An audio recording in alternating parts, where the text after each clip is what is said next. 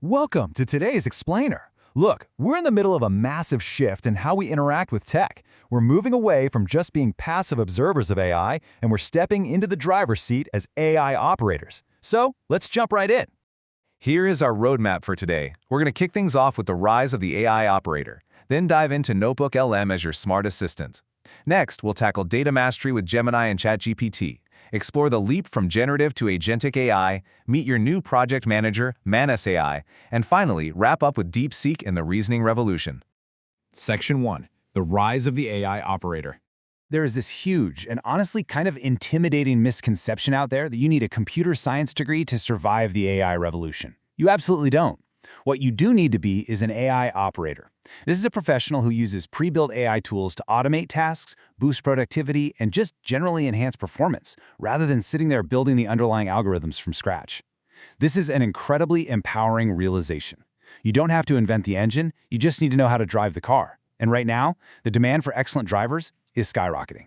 So think of the tech landscape right now as having a clear divide. On one side, you've got the AI builders. These are the folks deep in the weeds of Python, machine learning, and natural language processing actually architecting the platforms. But on the other side, that's the AI operator. For us, the required skill is practical tool knowledge. Your output isn't raw code, it's automated tasks and a massive boost in daily productivity. And frankly, mastering the operation of these tools is just as critical to businesses today as building them. Section 2. Notebook LM, your smart assistant. Now, instead of just having a generic chat with an AI, Notebook LM actually lets you upload your own specific documents to ground the AI in your reality. It's a total game changer. Let's say you're job hunting, just upload your resume and it'll generate customized mock interview questions based exactly on your past projects. We're talking getting grilled on your specific SQL or Python implementations before the real interview even happens. If you're studying, you can literally just throw in a messy list of raw topics and boom, it instantly generates a highly structured, downloadable mind map. And get this, you can upload a super dense 100-page text PDF and Notebook LM will synthesize the whole thing into a 6-minute, highly engaging explanatory video. I mean, think about the hours of reading you just saved right there. Section 3. Data Mastery with Gemini and ChatGPT. 419. That is the page count of an incredibly dense, complex financial document, specifically a DRHP report for the company Zomato. Manually reading through a 419-page document just to find profit and loss margins, that would take days. But as a savvy AI operator, you can simply upload this massive PDF directly into Gemini. With just a single prompt, Gemini instantly extracts that specific profit and loss data across multiple years, summarizes the key financial metrics, and, this is the best part, exports it entirely into a clean Excel sheet for you. You didn't have to manually type a single number. Crazy, right? Now, before we really look at ChatGPT's data skills, I have to share this fascinating under-the-hood fact. Did you know that saying please and thank you to ChatGPT actually costs OpenAI millions of dollars in processing energy? No way, right? But it's true. And that's because language models do not read sentences like you or I do. They interpret every single word, and sometimes just parts of a word, as a cost-incurring mathematical unit called a token. Let's actually walk through exactly how this works. Okay, the crucial thing here is understanding this 5-step journey. Step 1 is simple. You enter your prompt. Step 2 is tokenization, which is where the AI breaks your words down into pieces. So yes, your extra polite please and thank you just became extra tokens. Next up, step 3 is embedding. Those word pieces are converted into mathematical vectors for processing. Then in step 4, prediction, the model uses those vectors to predict the context of the next piece of data. Finally, step 5 is decoding. This is where it translates those mathematical predictions all the way back into human language to give you your answer. It is a massive computational effort for literally every single word.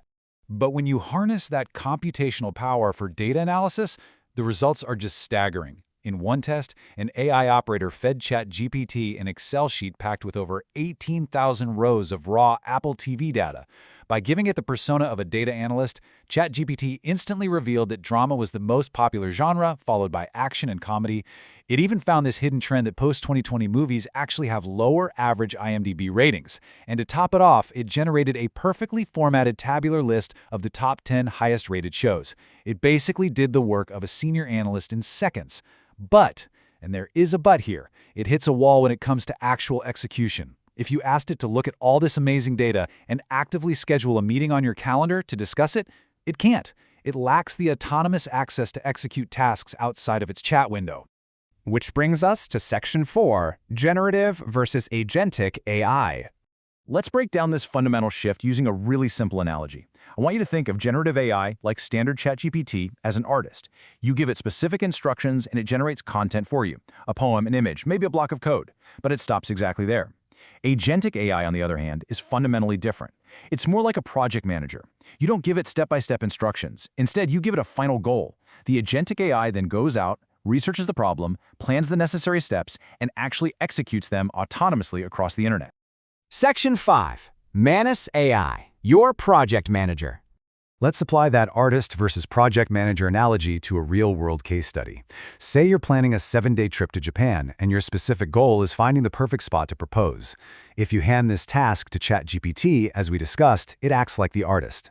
It'll generate a really nice, simple text-based day-by-day itinerary right there in your chat window. Helpful, sure, but pretty basic. Now, what if you give that exact same goal to Manus AI? Manus acts as the project manager. It autonomously opens a browser, reads through Japan travel guides, watches YouTube travel videos, and checks historical sites. Then, rather than just spitting out text, it creates a downloadable folder right on your computer, and inside that folder, a fully coded HTML website customized for your trip, complete with interactive maps, budget spreadsheets, and deep dive research into the absolute best proposal locations, including the optimal times of day to go. It just executed a multi-layered project entirely on its own. That level of autonomy is just mind-blowing. But it naturally leads to a really fascinating question about how these models are evolving behind the scenes. What if, to get even smarter, AI stopped learning just from reading textbooks and started learning by trial and error, exactly like a human does? Section 6, DeepSeek and the Reasoning Revolution. Let's look at the science behind why DeepSeek is currently causing such a massive stir. See, most AI models, like the early versions of ChatGPT, are trained using supervised fine-tuning, or SFT. This is essentially like learning by reading a textbook. You feed the AI labeled data and tell it the correct answers beforehand. It's safe, for sure, but it's limited to what's in the book. DeepSeek's R1 model, however, leans heavily into reinforcement learning, or RL. This is much more like learning to ride a bike. There are no direct labels. The AI tries an action. If it fails, it gets a mathematical punishment. If it succeeds, it gets a reward. By relying on this large-scale reinforcement learning, DeepSeek naturally developed an incredible chain-of-thought reasoning capability. It literally learned how to think through complex problems, rather than just reciting memorized answers.